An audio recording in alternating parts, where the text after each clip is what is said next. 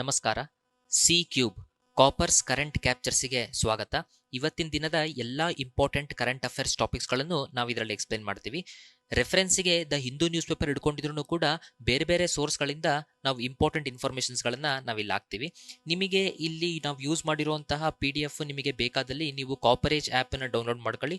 Coverage ಆ್ಯಪಲ್ಲಿ study materials ಅಂತ ನಿಮಗೆ ಅವೈಲೇಬಲ್ ಇದೆ. ಈ ಸ್ಟಡಿ ಮೆಟೀರಿಯಲ್ಸಲ್ಲಿ ಕಾಪರ್ ಕಟ್ಟಿಂಗ್ಸ್ ಅಂತ ಇದೆ. ಈ ಕಾಪರ್ ಕಟ್ಟಿಂಗ್ಸಲ್ಲಿ ನಿಮಗೆಲ್ಲ PDF ಸಿಗುತ್ತೆ. ಇವತ್ತಿನ ನ್ಯೂಸ್ ಪೇಪರು ಏಪ್ರಿಲ್ 28 ಥರ್ಸ್ಡೇ 2022. ಇವತ್ತಿನ ನ್ಯೂಸ್ ಪೇಪರ್ ಚೆನ್ನಾಗಿದೆ. ಇದರಲ್ಲಿ ಕೆಲವು ಆರ್ಟಿಕಲ್ಸ್ ಬಗ್ಗೆ ನಾನು ಡೀಟೇಲ್ ಅನಾಲಿಸಿಸ್ ಕೊಡಬೇಕು, ನಾನು ಕೊಡ್ತೀನಿ. ದೆನ್ ಅದ್ರ ಜೊತೆಗೆ ಇನ್ನ ಕೆಲವು ಆರ್ಟಿಕಲ್ಸ್ಗಳು ವ್ಯಾಲ್ಯೂ ಅಡಿಷನ್ಸು, ಇನ್ನು ಮಿಕ್ಕಿದೆಲ್ಲ ಪೊಲಿಟಿಕಲ್ ನ್ಯೂಸು. ಇವತ್ತಿನ ನ್ಯೂಸ್ ಪೇಪರ್ ಇಂದು ಆಸ್ ಯೂಶುವಲ್ ನಾವು ಸ್ಟಾರ್ಟ್ ಮಾಡಬೇಕಾದ್ರೆ first news paper overview ನೋಡ್ಬಿಡೋಣ ಏನೇನಿದೆ ಅಂತ. ಅದರಲ್ಲಿ ಯಾವ್ಯಾವ ಆರ್ಟಿಕಲ್ಗೆ ಡೀಟೇಲ್ ಅನಾಲಿಸಿಸ್ ಬೇಕೋ ಅದು ನಾನು ನಿಮಗೆ ಕೊಡ್ತಾ ಬರ್ತೀನಿ. ಈಗ ಫಸ್ಟ್ ಶೀಟಲ್ಲಿ 11 die as chariot touches live wire ಅಂತಿದೆ. ಸೊ ತಾಂಜಾವೂರಲ್ಲಿ ಅನಾವಶ್ಯಕ ಸುಮ್ಮನೆ ಈಗ ತೇರ್ಗಿರೆಲ್ಲ ಎಳಿಬೇಕಾದ್ರೆ ಒಂದು ಸ್ವಲ್ಪ ನೋಡ್ರಿ, ಮೇಲೆ ಲೈವ್ ವೈರ್ ಟಚ್ ಆಗ್ಬಿಟ್ಟು ಈ ತರ ಅನಾವಶ್ಯಕ ಸಾವು ನೋವುಗಳು ಇದು ಸಲ್ಲದ್ದಲ್ಲ.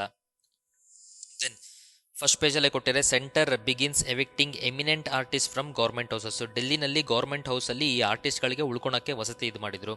ಅದ್ರದ್ದು ಎಕ್ಸ್ಟೆನ್ಷನ್ ಕೊಟ್ಟಿಲ್ಲ. ಅದ್ರ ಬಗ್ಗೆ ಏನೋ ಗಲಾಟೆ ಆಗ್ಬಿಟ್ಟು ಇವಾಗ ಅವ್ರ ಟೈಮ್ ಡ್ಯೂರೇಷನ್ಸ್ ಎಂಡ್ ಆಗಿದೆ. ಸೊ ಟೈಮ್ ಡ್ಯೂರೇಷನ್ ಎಂಡ್ ಆಗಿರೋದ್ರಿಂದ ಅವ್ರನ್ನ ಏನು ಮಾಡ್ತಾರೆ, ಹೌಸಿಂದ ಆಚೆ ಹಾಕ್ತಿದ್ದಾರೆ. ಬಟ್ ಹೌಸಿಂದ ಅವ್ರನ್ನ ಆಚೆ ಹಾಕ್ಬೇಕಾದ್ರೆ ಒಂದು ಸ್ವಲ್ಪ ತಮೀಸಿಂದ ಒಂದು ಸ್ವಲ್ಪ ರೆಸ್ಪೆಕ್ಟ್ ಕೊಟ್ಟು ಅವರಿಗೆ ಇದನ್ನ ಮಾಡಿ. ಸುಮ್ಮನೆ ಸಾಮಾನೆಲ್ಲ ಎತ್ತು ಹೊರಗೆ ಹಾಕಿದ್ರೆ ಅಂಥರಲ್ಲಿ ಮೊದಲನೇ ವ್ಯಕ್ತಿನ ಹೊರಗಡೆ ಹಾಕಿರುವಂಥದ್ದು ಗುರು ಮಾಯಾಧರ್ ರಾತ್ ಅಂತ ಅಂದ್ಬಿಟ್ಟು. ಇವರೇನು ಸಾಮಾನ್ಯ ವ್ಯಕ್ತಿ ಅಲ್ಲ, 90 ಇಯರ್ ಓಲ್ಡ್ ಒಡಿಸ್ಸಿ ಡ್ಯಾನ್ಸರ್ ಇವರು. And also is a Padma Shri award winner. ಇಂಥವ್ರನ್ನ ರೋಡಿಂದ ಆಚೆ ಹಾಕ್ಬಿಟ್ಟು ಅವ್ರ ಪದ್ಮಶ್ರೀ ಅವಾರ್ಡ್ ರೋಡ್ ಮೇಲೆ ಬೀಳೋ ಥರ ಮಾಡಿದ್ರೆ this is not right way of treating either the artist or the elder citizen ಅಂತ ಹೇಳ್ಬೋದು. Next page it's all political unwanted ನ್ಯೂಸ್ಗಳು, ನಮಗೆ ಅದು ಇಂಪಾರ್ಟೆಂಟ್ ಇಲ್ಲ. Then handling peace fuelling progress in Assam, advertisement ಗೌರ್ಮೆಂಟಿಂದು.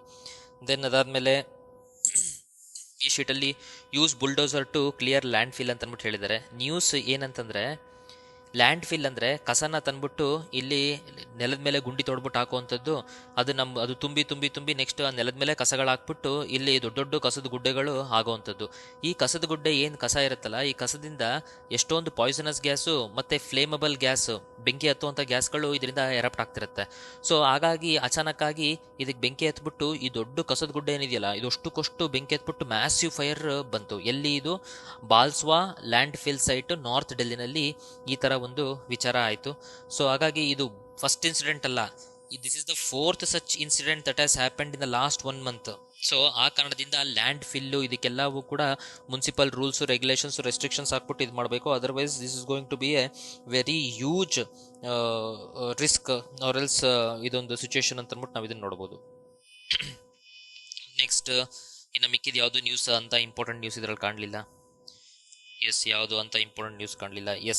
ಇಲ್ಲಿ SSLV ಡೆವಲಪ್ಮೆಂಟ್ ಫ್ಲೈಟ್ ಲೈಕ್ಲಿ ಇನ್ 2022. ಈಗ SSLV ಅಂತಂದರೆ ಇದನ್ನು ನಾವು ಬೇಬಿ ರಾಕೆಟ್ ಅಂತ ಕರಿತೀವಿ. ನಾವು ಆ್ಯಕ್ಚುಲಿ ಇಸ್ರೋನಲ್ಲಿ PSLV polar satellite launching vehicle, GSLV that is geosynchronous satellite launching vehicle, ಅಥವಾ ಇದನ್ನು ಜಿಯೋ ಸಿಂಕ್ರೋನಸಲ್ಲಿ ಒನ್ ಆಫ್ ದಿ ಆರ್ಬಿಟ್ ಯಾವುದು, ಅದನ್ನು ಜಿಯೋ ಸ್ಟೇಷನರಿ ಅಂತ ಕರಿತೀವಿ. ಈ ಎರಡು ಇಂಪಾರ್ಟೆಂಟ್ ಲಾಂಚಿಂಗ್ ವೆಹಿಕಲ್ಸು. ಅದರಲ್ಲಿ GSLV ಈ ನಡುವೆ ಸಕ್ಸಸ್ ಆಗ್ತಿರೋಂಥದ್ದು. ಅದು ಬಿಟ್ಟರೆ PSLV ಫೇಲ್ಯೂರ್ ಯಾವಾಗೋ ಒಂದ್ಸತಿ 2 ಸತಿ ಅಚಾನಕ್ ಬಿಟ್ಟರೆ ಇದು ಫೇಲ್ಯೂರೇ ಆಗಿಲ್ಲ. ಹಂಗಾಗಿ this is the work horse of ISRO ಅಂತ ಅಂದ್ಬಿಟ್ಟು ನಾವು ಹೇಳ್ತೀವಿ. ಈಗ ಈ PSLV GSLV ಇದೆಯಲ್ಲ, ಇದು PSLV ಕಂಪೇರಿಟಿವ್ಲಿ ಕಮ್ಮಿ ಲೋಡ್ ತೊಗೊಳೋವಂಥದ್ದು. GSLV ಮ್ಯಾಕ್ಸಿಮಮ್ ವೇಟನ್ನ ಕ್ಯಾರಿ ಮಾಡುತ್ತೆ, ಹೆಚ್ಚು ಕಮ್ಮಿ 4 ಟನ್ನಷ್ಟು ವೇಟ್ ಕ್ಯಾರಿ ಮಾಡುತ್ತೆ. ಈಗ ಸಣ್ಣ ರಾಕೆಟ್ ಲಾಂಚ್ ಮಾಡೋದಕ್ಕೆ ನಾವು ಯಾಕೆ ಇವನ್ ವೇಸ್ಟ್ ಮಾಡಬೇಕು? ಹಾಗಾಗಿ baby rocket that is small satellite launch vehicle ಅನ್ನೋದನ್ನ ನಾವು ಸೆಟಪ್ ಮಾಡೋಣ. ಈ ಥರದನ್ನ 3 ಇವ್ರು ಸೆಟಪ್ ಮಾಡ್ಬೇಕಂತಿದ್ದಾರೆ. Physically it is a 3 stage rocket. ನಾನು ನಿಮಗೆ PSLV GSLV ಇದು ಕಂಪೇರ್ ಮಾಡ್ಬಿಟ್ಟು ನಾನು ಹೇಳ್ತೀನಿ. ಫಸ್ಟ್ ಇದನ್ನ ನೋಡೋಣ. SSLV is a 3 stage rocket. All the 3 stages are solid propulsion stages. ಈಗ ಒಂಚೂರು ಬೇಸಿಕ್ಸ್ ಹೇಳ್ತೀನಿ ನೋಡ್ರಿ. PSLV ಇದು 4 ಸ್ಟೇಜ್ ರಾಕೆಟ್. GSLV ಇದು 3 ಸ್ಟೇಜ್ ರಾಕೆಟ್. PSLV 4 ಸ್ಟೇಜಲ್ಲಿ first solid state of fuel, liquid ಮತ್ತೆ ಸಾಲಿಡ್ ಮತ್ತೆ ಲಿಕ್ವಿಡ್. GSLV ಇದು ಸಾಲಿಡ್, ಲಿಕ್ವಿಡ್, ಆಮೇಲೆ ಕ್ರಯೋಜೆನಿಕ್. ಯಾವುದಾದ್ರೂ ಲಾಂಚ್ ವೆಹಿಕಲ್ ಅಥವಾ ರಾಕೆಟಲ್ಲಿ ಫಸ್ಟ್ ಸ್ಟೇಜ್ ನಾವು ಸಾಲಿಡ್ ಇಡ್ತೀವಿ. ಯಾಕೆ ಅಂತಂದರೆ, ಈಗ ಸಾಲಿಡ್ ಅನ್ನೋದು ನೀವು ಹೆಂಗೆ ತೊಗೊಬೇಕಂದ್ರೆ, ದೀಪಾವಳಿಗೆ ನಾವು ರಾಕೆಟ್ ಬಿಡ್ತೀವಲ್ಲ ದೀಪಾವಳಿಗೆ, ಆ ತರ ರಾಕೆಟ್ ತರ ತಗೊಬೇಕು. ಆ ರಾಕೆಟ್ ಅಲ್ಲಿ ಇರುವಂತದ್ದು ಕೂಡ ಸಾಲಿಡ್ ಫ್ಯೂಯಲ್. ಅಂದ್ರೆ ನೀವು ಒಂದ್ಸತಿ ಇದಕ್ಕೆ ನೀವು ಬೆಂಕಿ ಹಚ್ಚಿದ್ರೆ ಈ ರಾಕೆಟ್ ಇಂದ ಫ್ಯೂಯಲ್ ಖಾಲಿ ಆಗೋವರೆಗೂ ಅದ್ರಲ್ಲಿ ಹೋಗ್ಬಿಟ್ಟು ಡಮ್ ಅನ್ನತ್ತೆ ಹೊರತು ಅಲ್ಲಿವರೆಗೂ ಮಧ್ಯದಲ್ಲಿ ನೀವು ಸ್ಟಾಪ್ ಮಾಡಕ್ಕಾಗಲ್ಲ. ಅದೇ ಲಿಕ್ವಿಡ್ ಫ್ಯೂಯಲ್ ಅಂದ್ರೆ ನಮ್ಮ ಗಾಡಿಗಳಿಗೆ ಹಾಕ್ತಿವಲ್ಲ, ನಮ್ಮ ಆಕ್ಟಿವಾಗೆಲ್ಲ ನಾವು ಹಾಕ್ತಿವಲ್ಲ, ಅದು ನಮಗೆ ಲಿಕ್ವಿಡ್ ಫ್ಯೂಯಲ್. ಅಂದ್ರೆ ಯಾವಾಗ ಬೇಕಾದ್ರೂ ಆಫ್ ಮಾಡ್ಬೋದು, ಯಾವಾಗ ಬೇಕಾದ್ರೂ ಆನ್ ಮಾಡ್ಬೋದು. ಸೊ ಇದೇ ಎರಡು advantage and disadvantage of solid and liquid. ಈಗ ಯಾವ್ದಾದ್ರು ಒಂದು ರಾಕೆಟ್ ಸ್ಟಾರ್ಟಿಂಗ್ ಲಾಂಚ್ ಮಾಡ್ಬೇಕಂದ್ರೆ ಅರ್ತಿನ ಗ್ರಾವಿಟಿಯಿಂದ ಅದು ದಾಟ್ ಹೋಗ್ಬೇಕು, ಮಧ್ಯದಲ್ಲಿ ನಾವು ಸ್ಟಾಪ್ ಮಾಡೋಂಥದ್ದು ಆಫ್ ಮಾಡೋದು ಅವಶ್ಯಕತೆ ಇಲ್ಲ. ಹಾಗಾಗಿ ಯಾವಾಗಲೂ ಫಸ್ಟ್ ಸ್ಟೇಜ್ ಸಾಲಿಡ್ ನಾವು ಯೂಸ್ ಮಾಡ್ತೀವಿ. ಸೊ ದಟ್ ಬೆಂಕಿ ಹಚ್ಬಿಟ್ಟ ತಕ್ಷಣ ಅದು ಅರ್ಥ ಅಟ್ಮಾಸ್ಫಿಯರ್ನ ಕ್ರಾಸ್ ಮಾಡ್ಬಿಡುತ್ತೆ. ಒಂದ್ಸತಿ ಕ್ರಾಸ್ ಮಾಡಿದ್ಮೇಲೆ ಅದೊಂದು ಪರ್ಟಿಕ್ಯುಲರ್ ಆರ್ಬಿಟ್ಟಿಗೆ ಅದು ಹೋಗ್ಬೇಕಲ್ಲ, ಪರ್ಟಿಕ್ಯುಲರ್ ಆರ್ಬಿಟ್ಟಿಗೆ ಹೋಗೋಕ್ಕೆ ಅದನ್ನ ಆನು ಆಫ್ ಮಾಡಿ ಬೇಕಾದಂತ ಒಂದು ಅರ್ತ್ ಆರ್ಬಿಟ್ಟಿಗೆ ಅದನ್ನ ಕಳಿಸಿದ ಮೇಲೆ ಮತ್ತೆ ಅದನ್ನ ಸಾಲಿಡ್ ಮೂಲಕ ಅದು ಫಾಸ್ಟ್ ಆಗಿ ಮತ್ತೆ ತಿರುಗುತ್ತೆ. ದೆನ್ ಅದಾದ್ಮೇಲೆ ಮತ್ತೆ ಅದಕ್ಕೆ ಒಂದ್ ಸ್ವಲ್ಪ ಆನು ಆಫ್ ಮಾಡ್ಬಿಟ್ಟು ಯಾವ್ದಾರ ಒಂದು ಗ್ರಹದ ಆರ್ಬಿಟಲ್ ಹಾಕ್ಬಿಟ್ಟು ಹಂಗ್ ತಿರುಗಿಸುತ್ತೆ. ಸೊ ಆ ಕಾರಣದಿಂದ ಸಾಲಿಡ್ ಮತ್ತೆ ಲಿಕ್ವಿಡ್ ನಮಗೆ ಸ್ಟೇಟ್ ಇಂಪಾರ್ಟೆಂಟ್. ಸೊ PSLV ನಲ್ಲಿ ಸಾಲಿಡ್ ಲಿಕ್ವಿಡ್, GSLV ನಲ್ಲಿ ಸಾಲಿಡ್ ಲಿಕ್ವಿಡ್. ಇದು ಕ್ರಯೋಜೆನಿಕ್ ಅಂತಂದ್ರೆ GSLV ಜಾಸ್ತಿ ವೇಟ್ ಕ್ಯಾರಿ ಮಾಡೋದ್ರಿಂದ ಇಲ್ಲಿ ಹೈಡ್ರೋಜನ್ ಮತ್ತೆ ಆಕ್ಸಿಜನ್ -0°ಗಿಂತ ಕಮ್ಮಿ, ಅಂದ್ರೆ ಹೈಡ್ರೋಜನ್ -250°C ಅರೌಂಡ್, ಆಮೇಲೆ ಆಕ್ಸಿಜನ್ -150°C ಅರೌಂಡ್ ಸ್ಟೋರ್ ಮಾಡ್ಬಿಟ್ಟು ಕಂಪ್ರೆಸ್ ಮಾಡ್ಬಿಟ್ಟು ಹೈ ಎನರ್ಜಿ ಕೊಡೋ ತರ ಇದನ್ನ ಇವರು ಕ್ರಯೋಜೆನಿಕ್ ಸ್ಟೇಜ್ ಅಲ್ಲಿ, ಕ್ರಯೋಜೆನಿಕ್ ಅಂದ್ರೆ ಬಿಲೋ 0° ಅಂತ ಅರ್ಥ, ಬಿಲೋ 0°ನಲ್ಲಿ ತಗೊಂಡು ಹೋಗ್ತಾರೆ. ಇದು ನಮಗೆ PSLV GSLV. ಈಗ ಬನ್ನಿ SSLV ಇದು ಸ್ಮಾಲ್ ಲೋಡ್ ನ ಕ್ಯಾರಿ ಮಾಡುವಂಥದ್ದು, ಡೈರೆಕ್ಟ್ಲಿ ತಗೊಂಡೋಗ್ಬಿಟ್ಟು ಇದು ಆರ್ಬಿಟ್ಗೆ ಹಾಕುವಂಥದ್ದು. ಅಲ್ಲಿಂದ ಆರ್ಬಿಟ್ ಚೇಂಜ್ ಮಾಡೋದಾಗ್ಲಿ, ಆರ್ಬಿಟ್ ಶಿಫ್ಟ್ ಮಾಡೋದಾಗ್ಲಿ, ಇವೆಲ್ಲ ಏನು ಕೆಲಸ ಮಾಡಲ್ಲ. ಸೊ ಹಂಗಿರುವಾಗ ಇದಕ್ಕೆ ಲಿಕ್ವಿಡ್ ಫ್ಯೂಯಲ್ ಯಾಕೆ ಬೇಕು? ಸೊ ಲಿಕ್ವಿಡ್ ಫ್ಯೂಯಲ್ ಅವಶ್ಯಕತೆನೇ ಇಲ್ಲ. ಆ ಕಾರಣದಿಂದ ಇದನ್ನ ಏನ್ ಮಾಡ್ತಿದ್ದಾರೆ, ಸಾಲಿಡ್ ಪ್ರೊಪಲ್ಷನ್ನೇ ಇಡ್ತಿದ್ದಾರೆ.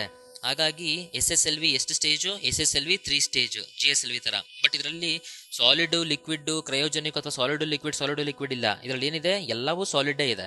ಯಾಕೆ ಎಲ್ಲವೂ ಸಾಲಿಡ್? ಡೈರೆಕ್ಟ್ಲಿ ಎತ್ಕೊಂಡು ಹೋಗೋದು, ಒಂದು ಆರ್ಬಿಟಲ್ ಹಾಕುವಂಥದ್ದು. ಅಲ್ಲಿ orbit shifting, orbit upgrading, inter orbit transfer ಇವ್ಯಾವೂ ಇರೋದಿಲ್ಲ. ಓಕೆ, ಎಸ್, ಇದು ನಮಗೆ ಇಂಪಾರ್ಟೆಂಟು, ಬೇಸಿಕ್ ನಿಮಗೆ ಗೊತ್ತಿರಬೇಕು. ನೆಕ್ಸ್ಟ್ ಪ್ರಿವೆಂಟಿಂಗ್ ಹಾರ್ಮ್ ಏನು ಅಂತಂದ್ರೆ, ಈಗ ಇಲ್ಲಿ ರೂರ್ಕಿಯಲ್ಲಿ ಧರಂ ಸಂಸದ್ ಅಂತ ಮಾಡ್ಬೇಕಂತಿದ್ದಾರೆ. ಆಕ್ಚುಲಿ ಈ ಸಂಸದ್ ಮಾಡ್ಲಿ, ತಪ್ಪಿಲ್ಲ. ಬಟ್ ಏನಾಗುತ್ತೆ, ಈ ತರ ಸಂಸದ್ಗಳಲ್ಲಿ ಹೇಟ್ ಸ್ಪೀಚ್ಗಳು ಜಾಸ್ತಿ ನಡೀತವೆ. ಬೇರೆ ಧರ್ಮದವ್ರ ಮೇಲೆ ಅಟ್ಯಾಕ್ ಮಾಡ್ರಿ, ಬೇರೆ ಧರ್ಮದವ್ರನ್ನ ಬಿಡ್ರಿ, ಇಂಡಿಯಾನ ಹಿಂದೂ ರಾಷ್ಟ್ರ ಮಾಡ್ರಿ, ಹಂಗೆ ಹಿಂಗೆ ಅಂತ ಅಂದ್ಬಿಟ್ಟು ಎಲ್ಲ ಇವರು ಸ್ಪೀಚ್ ಕೊಟ್ಬಿಡ್ತಾರೆ. ಹಾಗಾಗಿ ಜನ ಎಲ್ಲ ರೊಚ್ಚಿಗೊದ್ಬಿಟ್ಟು ಕೋಮು ಗಲಭೆ ಆಗುತ್ತೆ. ಯಾಕಂದ್ರೆ ಇದೇ ತರ ಡಿಸೆಂಬರ್ನಲ್ಲಿ ಹರಿದ್ವಾರ್ನಲ್ಲಿ ಇದೇ ತರ ಒಂದು ಇನ್ಫಾರ್ಮೇಶನಲಿ ಸ್ಪೀಚನ್ನ ಮುಸ್ಲಿಂ ಕಮ್ಯುನಿಟಿ ಅಗೇನೆಸ್ಟ್ ಕೊಟ್ಟಿದ್ರು. ಆ ತರ ಇಲ್ಲೂ ಆಗಬಹುದು ಅನ್ನೋ ಕಾರಣಕ್ಕೋಸ್ಕರ ಪ್ರಿವೆಂಟಿಂಗ್ ಹಾರ್ಮ್ ಒಂದು ಪ್ರೊಆಕ್ಟಿವ್ ಸ್ಟೆಪ್ ತಗೊಂಡ್ಬಿಟ್ಟು ಇದನ್ನ ಇಲ್ಲಿ ಸ್ಟಾಪ್ ಮಾಡಿದ್ದಾರೆ. ಅದಷ್ಟೇ ನ್ಯೂಸ್, ಅದು ಬಿಟ್ಟು ಬೇರೆ ಬೇಡ. ಇನ್ನ ಬ್ಲೂ ಪ್ರಿಂಟ್ ಏನಿದೆ, internal election of the Congress ಬೇಡ. ದೆನ್ ಆಮೇಲೆ hard truth from the rubble of communal confederations ಬೇಡ, ಅದು ನಮಗೆ ಇಂಪಾರ್ಟೆಂಟ್ ಇಲ್ಲ. ನೆಕ್ಸ್ಟ್ ಇದರಲ್ಲಿ building back to avert a learning catastrophe. ಇದು ಏನ್ ನ್ಯೂಸ್ ಹೇಳ್ತಿದೆ ಅಂತಂದ್ರೆ, ಕೋವಿಡ್ ಎಲ್ಲ ಇರೋದ್ರಿಂದ ಮಕ್ಕಳು ಎಷ್ಟೊಂದು ಜನ ಅವ್ರ ಎಜುಕೇಶನ್ ಇಂದ ವಂಚಿತರಾಗಿದ್ದಾರೆ. ಆನ್ಲೈನ್ ಕ್ಲಾಸಸ್ ಅಲ್ಲಿ ಎಷ್ಟು ಕೇಳ್ತಾರೆ ಹುಡುಗರು. ನೀವೇ ಈಗ ಫ್ರೀ ಅನಾಲಿಸಿಸ್ ನ್ಯೂಸ್ ಪೇಪರ್ ಮಾಡ್ತೀನಿ ಅಂದ್ರೆ ಅದನ್ನ ಉಳಿಸ್ಕೊಳೋಂಥವ್ರು ನೀವೇ ನೆಟ್ಟಿಗೆ ಓದಲ್ಲ. ಅಂಥದ್ರಲ್ಲಿ ಇನ್ನು ಈ ಹುಡುಗರು ಆನ್ಲೈನ್ ಕ್ಲಾಸಸ್ ಇನ್ನೇನು ಮಾಡ್ಕೊತಾರೆ. ಆ ಕಾರಣದಿಂದ ಇಲ್ಲಿ ಎಜುಕೇಶನ್ ಹಾಳಾಗ್ತಿದೆ, ಲರ್ನಿಂಗ್ ರಿಕವರಿ ಅವ್ರದ್ದು ಮಿಸ್ ಆಗಿದೆ. ಆ ಕಾರಣದಿಂದ ಯುನೈಟೆಡ್ ನೇಷನ್ಸ್ ಇಂದು ಯುನೆಸ್ಕೋ, ಯುನಿಸೆಫ್, ವರ್ಲ್ಡ್ ಬ್ಯಾಂಕ್ ಇವೆಲ್ಲ ಸೇರ್ಕೊಂಡ್ಬಿಟ್ಟು ಇವರಿಗೆ ಲರ್ನಿಂಗ್ನ ನಾವು ಚೆನ್ನಾಗಿ ಕೊಡಬೇಕು, ರಿಕವರಿ ಕೊಡ್ಬೇಕಂತ ಅಂದ್ಬಿಟ್ಟು ಒಂದು ಆರ್ಟಿಕಲ್ಲು. ಇದು ನಮಗೇನು ಜಸ್ಟ್ ನ್ಯೂಸ್ ಗೊತ್ತಿರಲಿ, ಅದು ಬಿಟ್ಟರೆ ನಮಗೆ ಇನ್ನೇನು ಇಂಪಾರ್ಟೆಂಟ್ ನಮಗೆ ಇದರಲ್ಲಿ ಇಲ್ಲ. ಓಕೆ, ನೆಕ್ಸ್ಟ್ ನಾವು ನೋಡೋದಾದ್ರೆ energy independence through hydrogen. Very very good article ಇದು. ಇದ್ರ ಬಗ್ಗೆ ನಾನು ಡೀಟೇಲ್ಡ್ ಅನಾಲಿಸಿಸ್ ಮಾಡ್ತೀನಿ, ತಲೆ ಕೆಡಿಸ್ಕೊಂಬಿಡಿ. ದೆನ್ ಇದು ಯಾವುದು ನಮಗೆ ನ್ಯೂಸ್ ಇಂಪಾರ್ಟೆಂಟ್ ಇಲ್ಲ, ನಥಿಂಗ್, ಇನ್ಯಾವುದು ಇಂಪಾರ್ಟೆಂಟ್ ಇಲ್ಲ. ದೆನ್ ಟೆಕ್ಸ್ಟ್ ಅಂಡ್ ಕಂಟೆಕ್ಸ್ಟ್ ಅಲ್ಲಿ yes, Indonesia palm oil export ban. ಈಗ ಇಂಡೋನೇಷ್ಯಾ ಪಾಮ್ ಆಯಿಲ್ನ ಎಕ್ಸ್ಪೋರ್ಟ್ ಮಾಡೋದನ್ನ ಬ್ಯಾನ್ ಮಾಡಿದೆ. ಯಾಕೆ ಏನು ಇದ್ರ ಬಗ್ಗೆ ಕೂಡ ನಾನು ನಿಮಗೆ ಡೀಟೇಲ್ಡ್ ಅನಾಲಿಸಿಸ್ ಇವತ್ತಿನ ನ್ಯೂಸ್ ಪೇಪರಲ್ಲೇ ನಾನೀಗ ಮಾಡ್ತೀನಿ. ಈಗ ನಾವು ಜಸ್ಟ್ ಓವರ್ ವ್ಯೂ ನೋಡ್ತಿದ್ದೀವಿ, ನ್ಯೂಸ್ ಪೇಪರಲ್ಲಿ ಏನೇನು ಇಂಪಾರ್ಟೆಂಟ್ ಏನೇನಿಲ್ಲ ಅದನ್ನ ನೋಡೋಣ. ಇಲ್ಲೂ ಕೂಡ ನಮಗೆ ಯಾವುದೋ ಎಕ್ಸಾಮ್ ಪಾಯಿಂಟ್ ಆಫ್ ವ್ಯೂ ಇಂದ ಇಂಪಾರ್ಟೆಂಟ್ ಇಲ್ಲ.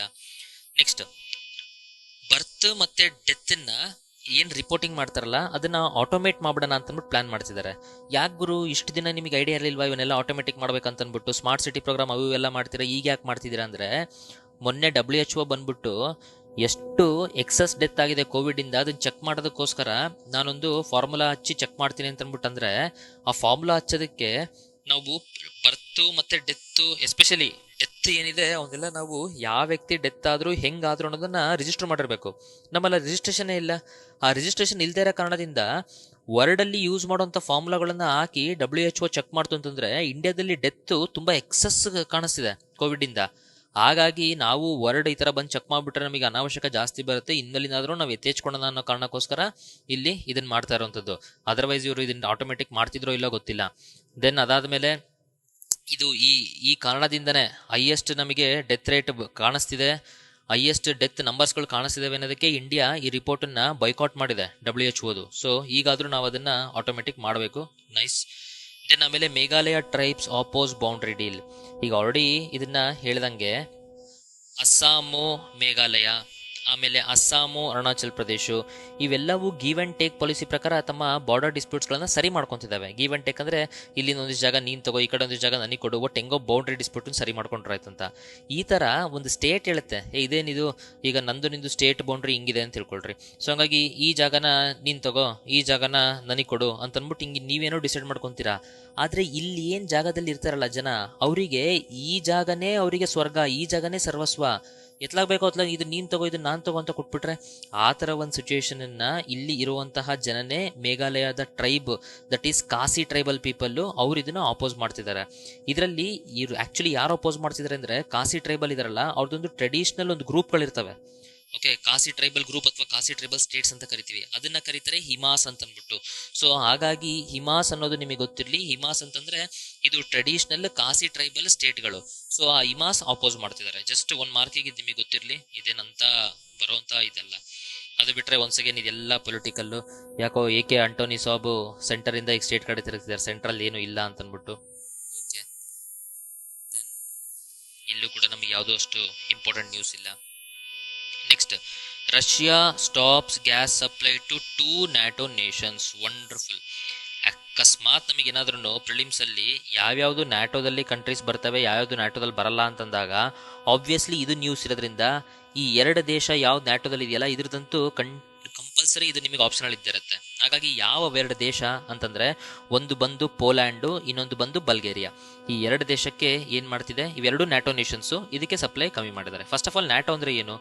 ನ್ಯಾಟೋ 1914 12 ಫೌಂಡಿಂಗ್ ಮೆಂಬರ್ಸ್ ಸೇರ್ಕೊಂಡು ಮಾಡಿದಂಥದ್ದು. ಇವ್ರ ಪ್ರಕಾರ ಏನಂದ್ರೆ ಯಾರಾದ್ರೂ ಒಬ್ಬರ ಮೇಲೆ ನಮ್ಮಲ್ಲಿ ಅಟ್ಯಾಕ್ ಮಾಡಿದ್ರು, ನಮ್ಮ ಮೇಲೆ ಅಟ್ಯಾಕ್ ಮಾಡಿದ್ರು ಎಲ್ಲರ ಮೇಲೂ ಅಟ್ಯಾಕ್ ಆಗಾದಂಗೆ ಅಂತ ಅನ್ಕೊಂಡ್ಬಿಟ್ಟು ನಾವು ಅಷ್ಟು ವಾಪಸ್ಸು ಉಲ್ಟಾ ಬಂದು ಅಟ್ಯಾಕ್ ಮಾಡ್ತೀವಿ ಅಂತ. ಈ ಥರ ನ್ಯಾಟೋ ನೆಕ್ಸ್ಟ್ ಬರ್ತಾ ಬರ್ತಾ Greece, Turkey, West Germany, Spain, Poland, Hungary, Bulgaria ಇವನ್ನೆಲ್ಲವೂ ಸೇರಿಸ್ಕೊಂಡು ಈಗ ನ್ಯಾಟೋ ಮೆಂಬರ್ಶಿಪ್ ಭಾರಿ ದೊಡ್ಡದಾಗಿದೆ. ಅರ್ಥ ಆಗ್ತಿದ್ಯಾ? ಜೊತೆಗೆ 2021 ಆಸ್ಪೈರಿಂಗ್ ಕಂಟ್ರೀಸ್ ಅಂತ ಅಂದ್ಬಿಟ್ಟು 3 ಕಂಟ್ರೀಸ್ಗಳು, 3 ಆಸ್ಪೈರಿಂಗ್ ಮೆಂಬರ್ಸ್ ನಾವು ನ್ಯಾಟೋಗೆ ಸೇರ್ತೀವಿ ಅಂತ ಅಂದ್ಬಿಟ್ಟು ಜೋಶಿಗೆದ್ವು. ಆ ಥರ 3 ನ್ಯಾಟೋಗೆ ಸೇರ್ಬೇಕಂತ ಇದ್ದಂಥ ಕಂಟ್ರಿಗಳು ಯಾವಂದ್ರೆ ಬೋಸ್ನಿಯಾ ಮತ್ತೆ ಹರ್ಜಿಗೋವಿನಾ, ಮತ್ತೆ ಜಾರ್ಜಿಯಾ, ಮತ್ತೆ ಉಕ್ರೇನ್. ಇಲ್ಲಿದೆಯಲ್ಲ ಉಕ್ರೇನು, ಇದು ಸೇರ್ತೀನಿ ಅಂತ ಆಸೆ ಪಟ್ಟಿದ್ಕೇನೆ ಈಗ ಹಿಡ್ಕೊಂಡೆ ಉಕ್ರೇನಿಗೆ ಬಡಿತಿರೋದು ರಷ್ಯಾ.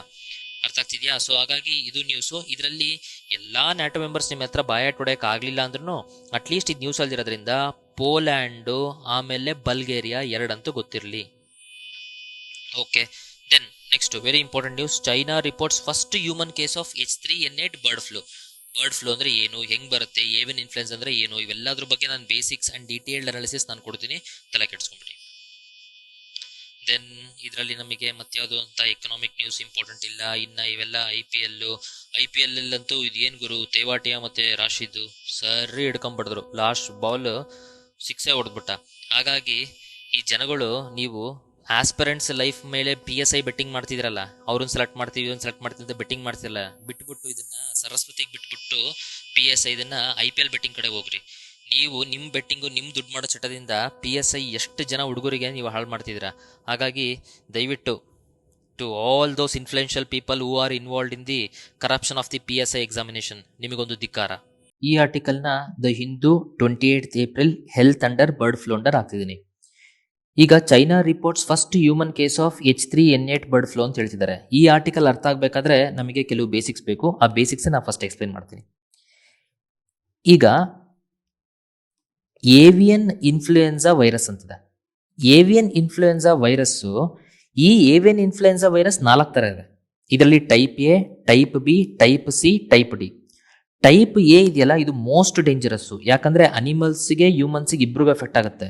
ಕೆಲವೊಂದೊಂದ್ಸತಿ ಇದು ಅನಿಮಲ್ಸ್ಗೆ ಎಫೆಕ್ಟ್ ಆಗುತ್ತಲ್ಲ, ಅದರಿಂದ ಅನಿಮಲ್ಸ್ ಏನಾದ್ರೂ ಹ್ಯೂಮನ್ಸ್ ಹತ್ರ ಬಂದ್ರು ಅಂತಂದ್ರೆ ಅಥವಾ ಹ್ಯೂಮನ್ಸ್ಗೆ ಅನಿಮಲ್ಸ್ಗೆ ಏನಾದ್ರು ಕಾಂಟ್ಯಾಕ್ಟ್ ಆಯ್ತು ಅಂತಂದ್ರೆ ದೆನ್ ಹ್ಯೂಮನ್ಸ್ಗೂ ಇದು ಮೂಡುವಂತ ಚಾನ್ಸಸ್ ಇದೆ. ಹಾಗಾಗಿ type A is very dangerous, it causes pandemic.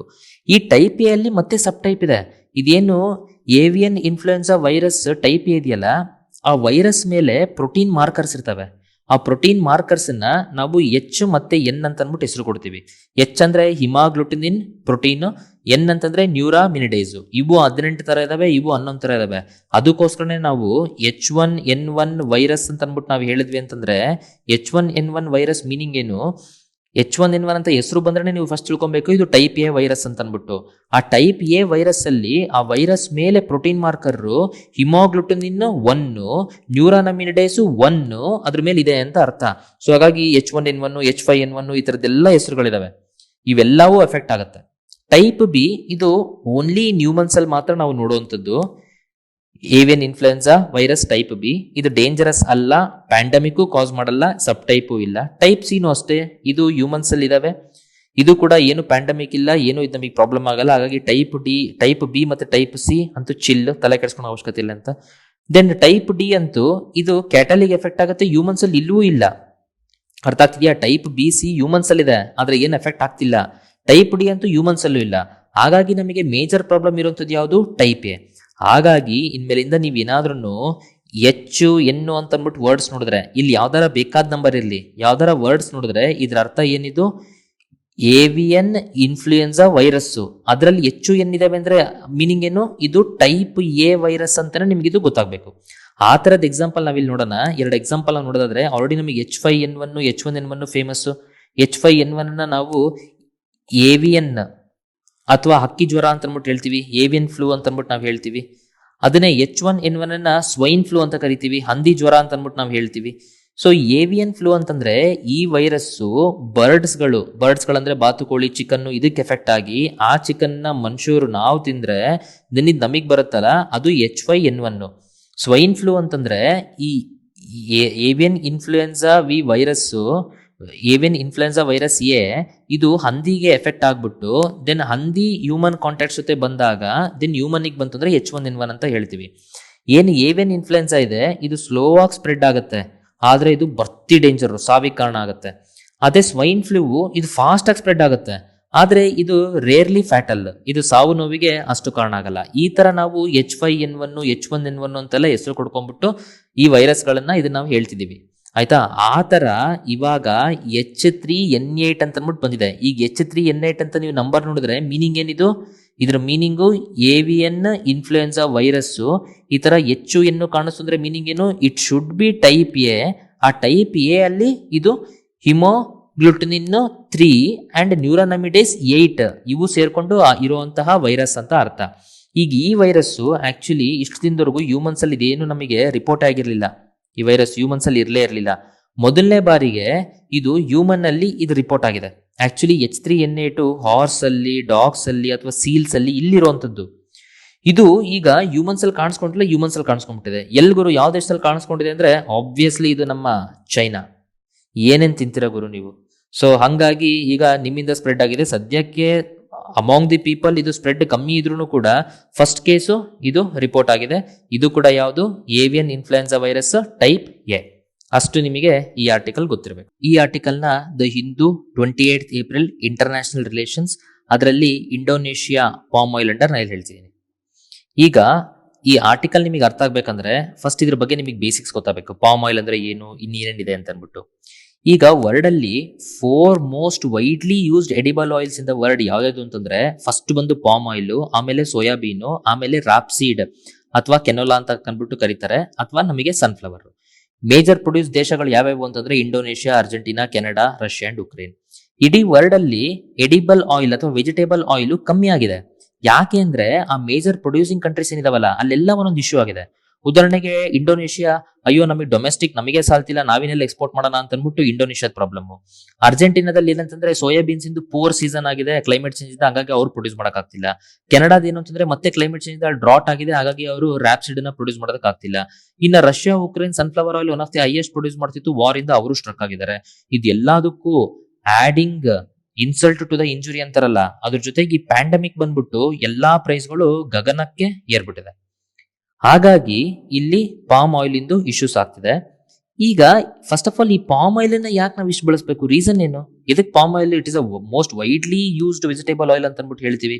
ಅದು ಕುಕ್ಕಿಂಗ್ ಇಂದ ಹಿಡಿದು ಫುಡ್ ಪ್ರೊಸೆಸಿಂಗ್ ಇಂದ ಹಿಡಿದು ಮತ್ತೆ ಕ್ಲೀನಿಂಗ್ ಪ್ರಾಡಕ್ಟ್ಸ್ ಎಲ್ಲದಕ್ಕೂ ನಾವು ಎದಕ್ಕೆ ಯೂಸ್ ಮಾಡ್ತೀವಿ ಅಂದ್ರೆ ಪಾಮ್ ಆಯಿಲ್ ಈಸ್ ಇನ್ಎಕ್ಸ್ಪೆನ್ಸಿವ್. ಮತ್ತೆ ಜೊತೆಗೆ ಪಾಮ್ ಆಯಿಲ್ ಪ್ರೊಡಕ್ಷನ್ ಇದೆಯಲ್ಲ, ಅದು ಹೈಯೆಸ್ಟ್ ಪ್ರೊಡಕ್ಷನ್ ಪರ್ ಹೆಕ್ಟೇರ್ ನಮಗೆ ಸಿಗುತ್ತೆ ಬೇರೆದಕ್ಕೆ ಕಂಪೇರ್ ಮಾಡಿದ್ರೆ. ಹಾಗಾಗಿ ಎಲ್ಲರೂ ಪಾಮ್ ಆಯಿಲ್ ನ ಬಳಸ್ತಾರೆ, ಬಳಸ್ಲಿ. ಆದ್ರೆ ಬಳಸುವಂತದ್ದು ಅಥವಾ ಇದನ್ನ ಪ್ರೊಡ್ಯೂಸ್ ಮಾಡುವಂತದ್ದು ವರ್ಲ್ಡ್ ಅಲ್ಲಿ ಎಲ್ಲಾ ಕಡೆ ಪ್ರೊಡ್ಯೂಸ್ ಮಾಡಿದ್ರೆ ಏನ್ ಪ್ರಾಬ್ಲಮ್ ಇರಲಿಲ್ಲ. 90% of the world palm oil ಬೆಳೆಸ್ತಾ ಇರುವಂತದ್ದು ಇಂಡೋನೇಷ್ಯಾ ಮತ್ತೆ ಮಲೇಷ್ಯಾದಲ್ಲೇ. ಹಾಗಾಗಿ ಈಗ ಇಂಡೋನೇಷ್ಯಾ ಏನ್ ಡಿಸೈಡ್ ಮಾಡಿದೆ ಅಂತಂದ್ರೆ ಪಾಮ್ ಆಯಿಲ್ ಎಕ್ಸ್ಪೋರ್ಟ್ ಅನ್ನ ಬ್ಯಾನ್ ಮಾಡ್ಬೇಕಂತ ಡಿಸೈಡ್ ಮಾಡಿದೆ. ಯಾಕೆ ರಾಜಾ, ನೀವು world largest producer, consumer, exporter ಇರುವಂತವ್ರು ನೀವು ಬ್ಯಾನ್ ಮಾಡಿದ್ರೆ ಹೆಂಗೆ? ಮತ್ತೆ ಹಂಗಾರೆ ವರ್ಲ್ಡಿಗೆ ಯಾಕೆ ಬ್ಯಾನ್ ಮಾಡ್ತಿದ್ರೆ ಅಂತ ಕೇಳಿದ್ರೆ, ಇಲ್ಲ ಗುರು, ಡೊಮೆಸ್ಟಿಕ್ ಶಾರ್ಟೇಜ್ ನಮಗಾಗಿದೆ, ಆಮೇಲೆ ಪ್ರೈಸ್ ಏನಿದೆ ತುಂಬಾ ಗಗನಕ್ಕೇರಿದೆ, ನಮ್ ಜನಕ್ಕೆ ಆಯಿಲ್ ಸಿಗ್ತಿಲ್ಲ, ಅದಕ್ಕೋಸ್ಕರ. ಮತ್ತೆ ಹಂಗಾರೆ ಇಷ್ಟೊಂದು ಪ್ರೊಡ್ಯೂಸ್ ಮಾಡ್ತಿದ್ರಲ್ಲ ಪಾಮ್ ಆಯಿಲ್, ಏನ್ ಮಾಡಿದ್ರಿ ಅಂದ್ರೆ, ಇಲ್ಲ ನಾವು ಸ್ವಲ್ಪ ಕ್ರೂಡ್ ಪಾಮ್ ಆಯಿಲ್ ಅನ್ನ ಈ ಕಡೆ ಬಯೋಡೀಸೆಲ್ ಪ್ರೊಡಕ್ಷನ್ಗೂ ಕೂಡ ಮಾಡ್ಬಿಟ್ಟಿದೀವಿ, ಹಂಗಾಗಿ ಇಲ್ಲಿ ತಿನ್ನಕ್ ಸಿಗ್ತಿಲ್ಲ. ಓಕೆ, ಅದ್ರ ಜೊತೆಗೆ ಇಂಟರ್ನ್ಯಾಷನಲ್ ರೆಡಾರು ನಮ್ಮ ಮೇಲಿದೆ. ಏನ್ ಹೇಳ್ತಿದ್ದಾರೆ, ನೀವು ಪಾಮ್ ಆಯಿಲ್ ಪ್ರೊಡ್ಯೂಸ್ ಮಾಡೋದಕ್ಕೋಸ್ಕರ ಇಂಡೋನೇಷ್ಯಾ ದೇಶ ನೀವು ಡಿಫಾರೆಸ್ಟೇಷನ್ ಮಾಡ್ತಿದ್ದೀರಾ, ಮ್ಯಾಕ್ಸಿಮಮ್ ಇಡೀ ವರ್ಲ್ಡ್ ಎಲ್ಲಾ ಕಡೆ ನೀವು ಪಾಮ್ ಆಯಿಲ್ ಹಾಕ್ಬೇಕಂದ್ಬಿಟ್ಟು ಡಿಫಾರೆಸ್ಟೇಷನ್ ಮಾಡ್ತಿದ್ದೀರಾ. ಈ ಡಿಫಾರೆಸ್ಟೇಷನ್ ಅಷ್ಟೇ ಇಲ್ಲ, ಡಿಫಾರೆಸ್ಟೇಷನ್ ಇಂದ ಓರಂಗುಟನ್ ಅಂದ್ರೆ ಇದು app. Okay, it is an app. ಏನ್ ಚಿಂಪಾಂಜಿ ಎಲ್ಲ ನೋಡ್ತೀವಲ್ಲ ಆ ತರ ಓರಂಗುಟನ್.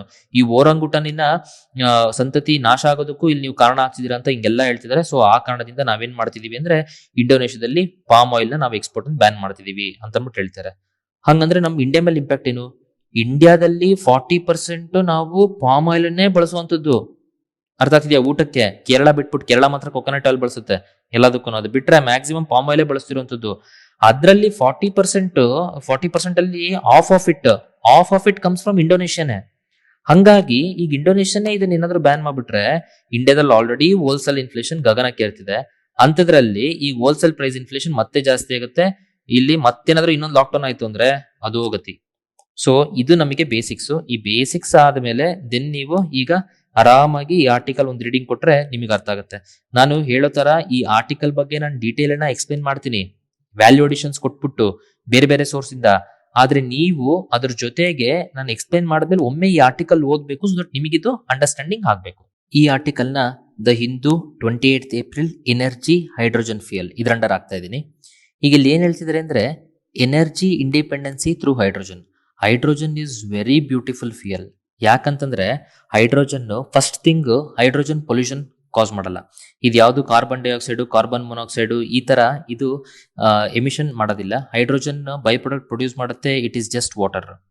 Then hydrogen has high energy value ಅಥವಾ ಕ್ಯಾಲೋರಿಫಿಕ್ ವ್ಯಾಲ್ಯೂ ಹೈ ಇದೆ. Then hydrogen can be easily stored and it can also be stored in large quantity and also for the long duration. So ಆ ಕಾರಣದಿಂದ hydrogen is a beautiful fuel. ಆದ್ರೆ ಈ ತರ ಎಲ್ಲ ಇಷ್ಟು ಚೆನ್ನಾಗಿದ್ರು hydrogen ಅನ್ನ ನಾವು ಹಂಗಾರೆ ಯಾಕೆ ಬಳಸ್ತಿಲ್ಲ ಅಂತ ನಾವು ನೋಡೋದಾದ್ರೆ, actually we are not using hydrogen as a fuel. ಕಾರಣ ಏನಂದ್ರೆ ಡ್ಯೂ ಟು ಪ್ರೊಡಕ್ಷನ್ ಕನ್ಸ್ಟ್ರೇಂಟ್. ಇದು ಪ್ರೊಡಕ್ಷನ್ ತುಂಬಾ ಕಾಸ್ಟ್ಲಿ ಇದು. ಓಕೆ, ಯಾಕಂದ್ರೆ ಕಾಸ್ಟ್ಲಿ ಪ್ರೊಸೆಸ್ ಆಗಿದೆ, ಯಾಕಂತ ಹೇಳ್ತೀವಿ. Then distribution. ಈಗ ನಾ ಹೈಡ್ರೋಜನ್ ಫ್ಯೂಯಲ್ ಯೂಸ್ ಮಾಡ್ಬಿಟ್ಟು ಒಂದು ಕಾರ್ ತಗೊಂಡೆ ಅಂತಂದ್ರೆ, ಇದು ನಾನು ರೀಫ್ಯೂಯಲ್ ಮಾಡಿಸ್ಕೊಳೋದಕ್ಕೆ ಎಲ್ಲಿ ಹೋಗ್ಲಿ, ಅಟ್ಲೀಸ್ಟ್ ನಂಗೆ ಹೈಡ್ರೋಜನ್ ಫಿಲ್ಲಿಂಗ್ ಸ್ಟೇಷನ್ಸ್ ಗಳ ಹತ್ರ ಇರಬೇಕಾ, ಇದ್ರ ನಾನು ಮಾಡಿಸ್ಬೋದು. ಸೊ ಅದು ನಂಗೆ ಡಿಸ್ಟ್ರಿಬ್ಯೂಷನ್ ಇಂದು.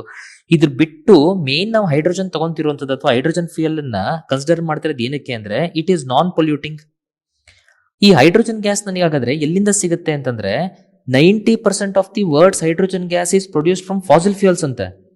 ಅಂದ್ರೆ ಫಾಸಿಲ್ ಫ್ಯೂಯಲ್ಸ್ ಇಂದ ನಾನು ಹೈಡ್ರೋಜನ್ ಗ್ಯಾಸ್ ಅನ್ನು ಪ್ರೊಡ್ಯೂಸ್ ಮಾಡಿದ್ರೆ ಮತ್ತು ಇದು ಬ್ಯಾಕ್ ಟು ಸ್ಕ್ವೇರ್ ಒನ್ ಆಗ್ಲಿಲ್ವಾ, ಮತ್ತು ಇದು ಪೊಲ್ಯೂಟಿಂಗೇ ಆಗ್ಲಿಲ್ವಾ? ಫಾಸಿಲ್ ಫ್ಯೂಯಲ್ ನಾನು ಡೈರೆಕ್ಟ್ ಆಗಿ ಗಾಡಿಗೆ ಹಾಕೊಂಡು ಹೋಗೋ ಬದಲು ಫಾಸಿಲ್ ಫ್ಯೂಯಲ್ ಇಂದ ಹೈಡ್ರೋಜನ್ ನಾನು ಪ್ರೊಡ್ಯೂಸ್ ಮಾಡಿ ಹೈಡ್ರೋಜನ್ ಗಾಡಿಗೆ ಹಾಕಿ ಮತ್ತೆ ಅದನ್ನ ನಾನು ಮಾಡಿದ್ರೆ ಮತ್ತೆ ನಂಗೆ ಪೊಲ್ಯೂಟಿಂಗ್ ಆಗ್ಲಿಲ್ವಾ? ಆ ಕಾರಣದಿಂದ ನಮಗೆ ಬೇರೆ ಯಾವ್ದು ಸೋರ್ಸ್ ಇಲ್ವಾ? ಯಾವ್ದಾರ ಬೇರೆ ಸೋರ್ಸ್ ಇಂದ ಹೈಡ್ರೋಜನ್ ಪ್ರೊಡ್ಯೂಸ್ ಮಾಡೋ ಸೋರ್ಸ್ ಇಲ್ವಾ? ಆಕ್ಚುಲಿ ಬೇರೆ ಸೋರ್ಸ್ ಇದೆ. ಒಂದು ಸೋರ್ಸ್ ಬಂದು ಬಯೋಮಾಸ್ ಇಂದ. ಅಂದ್ರೆ ಬಯೋಮಾಸ್ನ ನಾವು ಪೈರೋಲಿಸಿಸ್ ಮಾಡ್ಬಿಟ್ಟು ಅದರಿಂದ ನಾವು ಹೈಡ್ರೋಜನ್ ಗ್ಯಾಸ್ ನ ಪ್ರೊಡ್ಯೂಸ್ ಮಾಡ್ಬೋದು. ಇದು ಹೆಂಗ್ ಮಾಡೋದು ಅಂತ ಅನ್ಬಿಟ್ಟು ಇದಕ್ಕೆ ಆಲ್ರೆಡಿ ಪ್ರೀವಿಯಸ್ ಒಂದು ವಿಡಿಯೋ, ನೀವು ಪ್ರೀವಿಯಸ್ ವಿಡಿಯೋ ಇದರಲ್ಲಿ ಪ್ಲೇ ಲಿಸ್ಟ್ ಅಲ್ಲಿ ಹೋಗ್ಬಿಟ್ಟು ಅದರಲ್ಲಿ ವಿಡಿಯೋ ಸ್ಟಾರ್ಟಿಂಗ್ ಅಲ್ಲಿ ತಮ್ನೇಲ್ ಅಲ್ಲಿ ಆಲ್ರೆಡಿ ನಾನು ಹೈಡ್ರೋಜನ್ ಗ್ಯಾಸ್ ಅಂತ ಅನ್ಬಿಟ್ಟು ಒಂದು ಹಾಕಿದ್ದೀನಿ, ನೀವು ಅದನ್ನ ನೋಡಿ. That is one way that fossil fuels ಬಿಟ್ಬಿಟ್ಟು ನಾವು ಬೇರೆ ರೀತಿ ಹೈಡ್ರೋಜನ್ ನ ಪ್ರೊಡ್ಯೂಸ್ ಮಾಡುವಂಥದ್ದು. ಅದು ಬಿಟ್ರೆ there is one more way. ಈ ವೇ ಏನು ಅಂತಂದ್ರೆ, ಸೆಕೆಂಡ್ ವೇ ಏನು ಅಂತಂದ್ರೆ, ವಾಟರ್ ಇದೆಯಲ್ಲ, ಈ ವಾಟರ್ನ ನಾವು ಸ್ಪ್ಲಿಟ್ ಮಾಡ್ಬಿಟ್ಟು ವಾಟರ್ಲಿ ಮತ್ತೆ ಹೈಡ್ರೋಜನ್ ಆಕ್ಸಿಜನ್ ಇರುತ್ತೆ. ಈ ಹೈಡ್ರೋಜನ್ ನಾವೇನ್ ಬಳಸ್ಕೊಂತೀವಲ್ಲ, ಈ ತರ ಬೇಕಾದ್ರೂ ನಾವು ಹೈಡ್ರೋಜನ್ ಗ್ಯಾಸ್ ಅನ್ನ ಪ್ರೊಡ್ಯೂಸ್ ಮಾಡಬಹುದು. ಹಾಗಾದ್ರೆ ವಾಟರ್ನ ಹಿಂಗ್ ಸ್ಪ್ಲಿಟ್ ಮಾಡೋದು? ಎಲೆಕ್ಟ್ರೋಲೈಸರ್ ಇಂದ ನಾನು ವಾಟರ್ನ ಸ್ಪ್ಲಿಟ್ ಮಾಡಬಹುದು. ಹಾಗಾದ್ರೆ ಎಲೆಕ್ಟ್ರೋಲೈಸರ್ ಅಂದ್ರೆ ಇದಕ್ಕೆ ಎಲೆಕ್ಟ್ರಿಸಿಟಿ ಬೇಕಾ? ಈ ಎಲೆಕ್ಟ್ರಿಸಿಟಿ ಮತ್ತೆ ನಾವು ಎಲ್ಲಿ ಪ್ರೊಡ್ಯೂಸ್ ಮಾಡ್ತೀವಿ? ಹೆಂಗ್ ಪ್ರೊಡ್ಯೂಸ್ ಮಾಡ್ತೀವಿ ಅಂದ್ರೆ, ಇಂಡಿಯಾದಲ್ಲಂತೂ ಮತ್ತೆ 55% of the electricity comes from coal. ಮತ್ತು we are back to square one. ಹಾಗಾಗಿ ಇದಕ್ಕೆ ಎಲೆಕ್ಟ್ರಿಸಿಟಿ ಏನ್ ಬೇಕಲ್ಲ, ಈ ಎಲೆಕ್ಟ್ರಿಸಿಟಿನ ನಾವು ರಿನ್ಯೂವಬಲ್ ಎನರ್ಜಿಯಿಂದ ನಾವೇನಾದ್ರೂ ಎಲೆಕ್ಟ್ರಿಸಿಟಿ ಪ್ರೊಡ್ಯೂಸ್ ಮಾಡಿ ಅದರಿಂದ ಹೈಡ್ರೋಜನ್ ಬಳಸ್ಬಿಟ್ಟು ಅದರಿಂದ ನಾವು ಹೈಡ್ರೋಜನ್ ಎನರ್ಜಿ ಫ್ಯೂಯಲ್ ಆಗಿ ನಾವು ಏನಾರ ಯೂಸ್ ಮಾಡಿದ್ರೆ ಇಟ್ ಈಸ್ ಸೂಪರ್. ಹಾಗಾಗಿ ರಿನ್ಯೂವಬಲ್ ಎನರ್ಜಿ ಯೂಸ್ ಮಾಡಿ ಏನು ನಾವು ಎಲೆಕ್ಟ್ರಿಸಿಟಿ ಪ್ರೊಡ್ಯೂಸ್ ಮಾಡ್ತೀವಿ ಅದನ್ನ ಎಲೆಕ್ಟ್ರೋಲೈಸರ್ಗೆ ಹಾಕ್ಬಿಟ್ಟು ಅದರಿಂದ ನಾವು ವಾಟರ್ನ ಸ್ಪ್ಲಿಟ್ ಮಾಡ್ಬಿಟ್ಟು ಏನ್ ಹೈಡ್ರೋಜನ್ ಗ್ಯಾಸ್ ಬಳಸ್ತೀವಲ್ಲ, ಇದೇ ಹೈಡ್ರೋಜನ್ ಅನ್ನ ನಾವು ಕರಿತೀವಿ ಗ್ರೀನ್ ಹೈಡ್ರೋಜನ್ ಅಂತ. ಸೊ ಈ ಗ್ರೀನ್ ಹೈಡ್ರೋಜನ್ ಬಳಸ್ಕೊಳೋದಕ್ಕೇನೆ ನಾವು already India's green hydrogen policy ಒಂದನ್ನ ಫೆಬ್ರವರಿ 2022 ಅಲ್ಲೇ ಇಂಡಿಯಾ ಬಿಟ್ಟಿದೆ.